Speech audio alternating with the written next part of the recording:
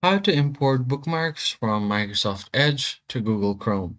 In this video, I'll show you guys how you can easily import bookmarks from Edge to Chrome.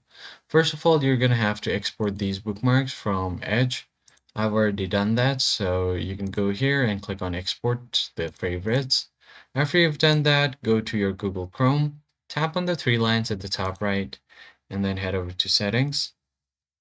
Now from here, you're going to have to find bookmarks. If you don't see it, just right click on the bookmark option and then go to Bookmark Manager. Once you do that, tap on three lines, tap on Import Bookmarks, and just select the HTML file that you've just exported. Now here on the imported bookmarks, you'll be able to see all of these right here. So if I go to Imported and go to Favorites bar, here are all of the bookmarks that I have just imported. That's pretty much it, guys. That's how you basically import Bookmark from Edge to Chrome. I hope this tutorial was helpful to you guys, and I'll catch you guys on the next one.